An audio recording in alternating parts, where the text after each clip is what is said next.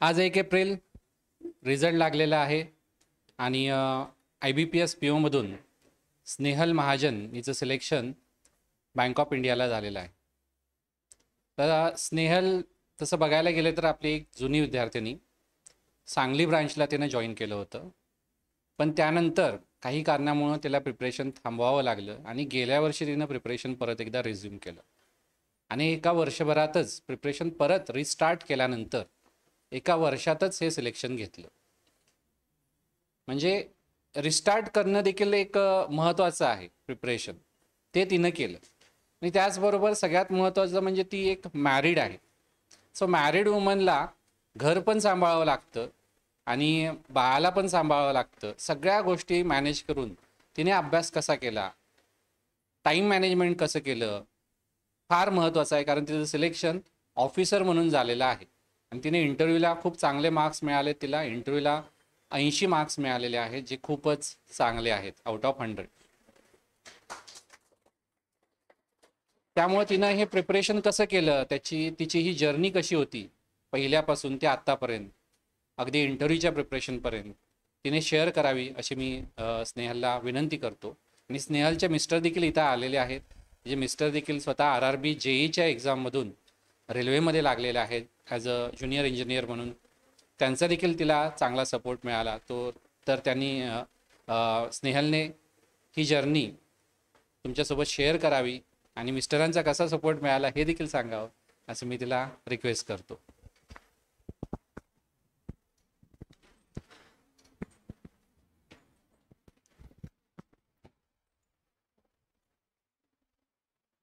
Good afternoon everyone. माझं नाव स्नेहल आशिष महाजन आहे आणि मी BE इलेक्ट्रॉनिक्स अँड टेलिकम्युनिकेशन इंजिनिअरिंगमधून ग्रॅज्युएशन केलेलं आहे 2019मध्ये. तसं मी बँकिंगचं प्रिपरेशन 2021मध्ये स्टार्ट केलं होतं सांगली ब्रांचला. कोरोनाचा काळ चालू होता त्यावेळी, पण सांगली ब्रांच कोरोनामुळे बंद झाली त्यावेळी. मग त्यानंतर बाळ झाल्यामुळं मी गॅपच टाकला 2-3 वर्षाचा. मग मागच्या वर्षापासून अनेकदा जोरदार तयारी सुरू केली बँकिंगची. पण या फेजमध्ये मी काय केले की डेली रिझनिंग आणि क्वांट ह्याचे एक तरी क्वेश्चनचं प्रॅक्टिस करत राहायचं, ज्यामुळे काय होतं आपली प्रॅक्टिस चुकत नाही. आणि मॅरिड असल्यामुळं कसं घर बाळ वगैरे सगळं सांभाळून करावं लागतं ना, त्यामुळे आता तर तुमच्याकडे भरपूर टायमिंग आहे सध्या, त्यामुळे तुम्ही इझिली करू शकता सगळ्या गोष्टी. यामध्ये चांगला सपोर्ट लागला म्हणजे माझ्या मिस्टरांचाच. मम्मी माझी इथंच असल्यामुळे राहायला, आता मी त्याला प्ले स्कूलला घातले ना 3 वर्षाचं झाल्यामुळं, मग त्याला मम्मीकडे सोडायचे 1-4 तास. त्याच्यामध्ये 3-3.5 तास माझा स्टडी होत होता. फक्त मी काय केलं, हार्ड वर्क न करता स्मार्ट वर्क करत होते. म्हणजे सगळंच करायचं नाही. जे क्वेश्चन मागच्या वर्षी किंवा आपल्याला कळतं ना की जास्त क्वेश्चन कुठल्या ह्याच्यातून आलेत, त्याची प्रॅक्टिस जास्त. आणि माझा रिझनिंग स्ट्रॉंग पॉईंट होता आधीपासूनच, आणि त्यामुळेच मी बँकिंगची तयारी करायला खरं तर चालू केली होती. आणि सध्या जे काही आहे ते तुम्ही बघू शकताय. म्हणजे असं नाही की 7-8 तास अभ्यास करूनच सक्सेस मिळतं आपल्याला. मी 3 तासाचा अभ्यास करून पण काढू शकली पोस्ट. फक्त काय करायचं आहे, हार्डवर्क तर करायचंच आहे, फक्त स्मार्ट वर्क पण थोडा केला पाहिजे त्याच्यासोबत. आणि सपोर्ट हा मला मिस्टरांचा नेहमीच लागला आणि त्यामुळेच मी इथं आहे सध्या. त्यांच्यामुळेच म्हणायला काही हरकत नाही. हां, आणि डेली मी अड्डाचीच प्रॅक्टिस करत होते, कारण अड्डाच्या मॉक दिल्यामुळे कॉन्फिडन्स येत होता की हां आपण चांगले मार्क्स काढू शकतो. कारण गाईडलीच्या वगैरे थोड्या हार्ड असतात ना लेवल. आणि ह्याला GAला मी आशिष गौतमचे व्हिडिओ बघत होते. तसं पर्टिक्युलर त्यांनाच नाही असं फॉलो करत होते. टाईम नसल्यामुळे मी काय करायचे, 1-1 महिन्याचे मॅरेथॉन लागायचे ना यूट्यूबवरती, त्याचेच व्हिडिओ बघायचे मी की 1 महिन्याचं रिव्हिजन होऊन जाईल, की ॲटलिस्ट सेक्शनल कट ऑफ तर माझा GAचा निघू दे. बाकी क्वांट आणि रिझनिंग माझा स्ट्रॉंग पॉईंट होता हे मला माहित होतं. याच्यातून आपण मार्क्स काढू शकतो. फक्त सेक्शनल कुठून काढायचे आपल्याला, GAतून. त्यामुळे ते मी मॅरेथॉनमधूनच रिव्हिजन करायचे की कुठले क्वेश्चन कुठे म्हणजे हे करू शकते मी. आणि स्वप्नील सरांचे वगैरे मॉक इंटरव्ह्यू, मेन माझा इंटरव्ह्यूला चांगला स्कोर आहे. मी मॉक इंटरव्ह्यू तर दिले होते. स्वप्नील सर, नाथ सर आहेत, संकेत सर होते, त्यांची देखील मला चांगली मदत मिळाली. बाकी सगळ्यांची मी आभारी आहे ज्यांनी मला मदत केली, आणि जास्त माझ्या मिस्टरांची आहे, कारण त्यांच्यामुळे मी इथं आहे सध्या.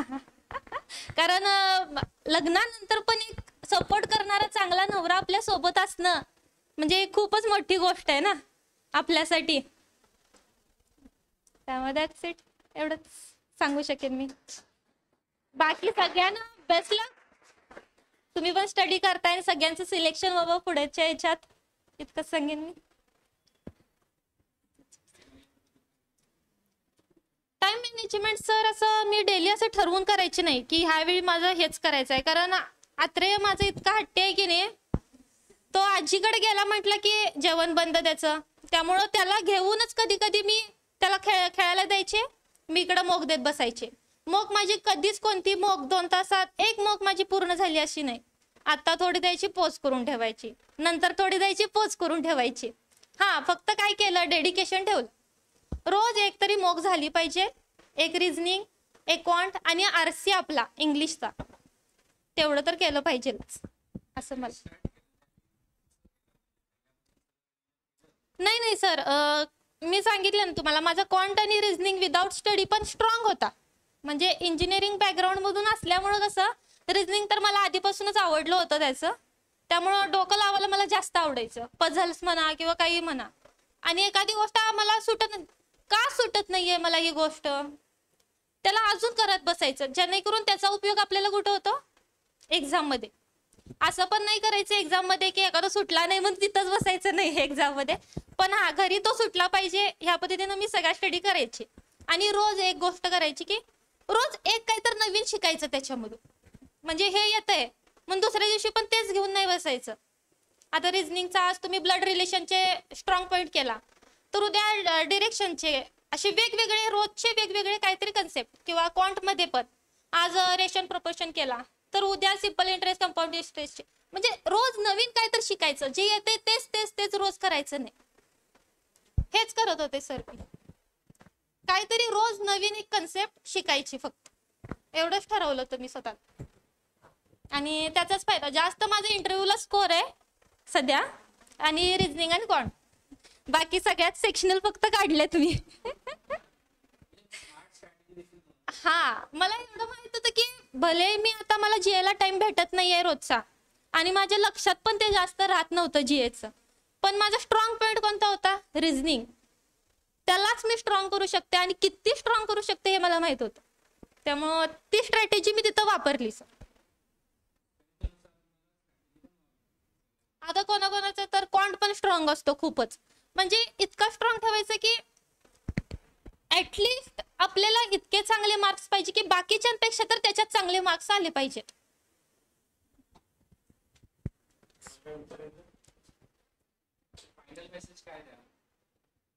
फायनल मी इतकंच सांगेन सगळ्यांना की इतकंच म्हणणार मी, हार्डवर्क पेक्षा सर स्मार्ट वर्क करणं गरजेचं आहे. आता बँकिंगच्या ह्याच्यात आता कॉम्पिटिशन तर खूप, सगळी पोरं भरपूर कॉम्पिटिशन वाढलं, म्हणजे भरपूर पोरं पण याच्यात हे करतायत ना, आणि होऊन जाईल सगळ्यांचा अभ्यास व्यवस्थित केला की होऊन जाईल. आणि सर आहेतच मार्गदर्शन, निनांवने सर पण आहेत, होऊन जाईल.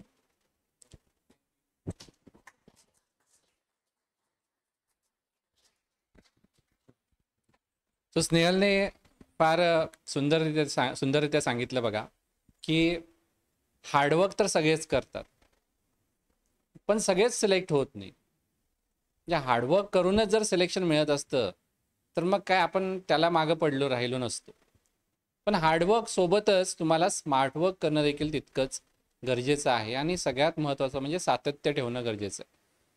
तिनं एक वर्षापूर्वी तिनं ज्यावेळी रिझ्यूम केलं प्रिपरेशन, त्यानंतर तिने सातत्याने डेली कमीत कमी 3-4 तास प्रिपरेशन केलं.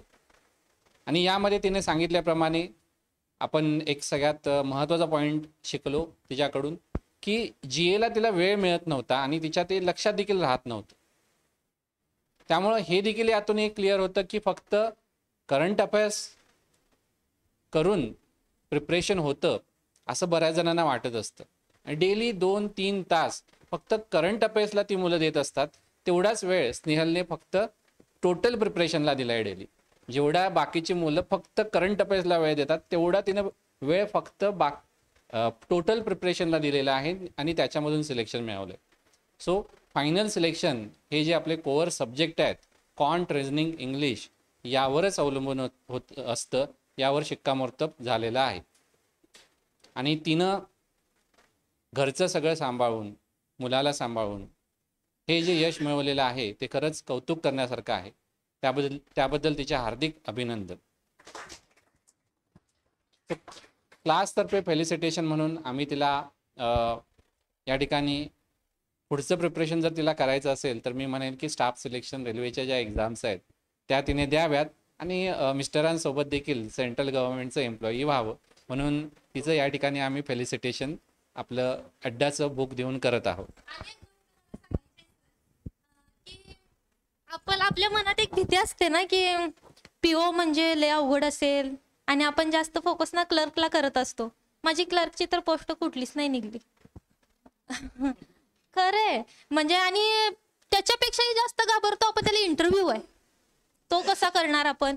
पण ज्यावेळी मी इंटरव्ह्यू फेस केला त्यावेळी वाटलं की अरे ह्याच्यासारखं सोपं काहीच नाहीये, इतकं इझिली. आणि जेव्हा मॉक इंटरव्ह्यू वगैरे तुम्ही द्याल इथं तेव्हा तुम्हाला समजेल की तिथली भीती आपली जाते पूर्ण.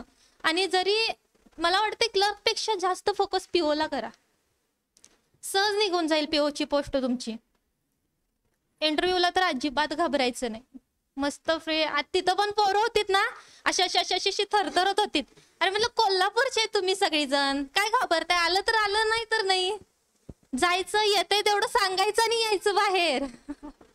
आणि झालं. प्रत्येकाचं आपल्या कोल्हापूरला बऱ्याच पोरांचं झालेलं आहे, भरपूर पोरांचं झालेलं आहे. तुम्हाला देखील बेस्ट लक सगळ्यांना सांगेन.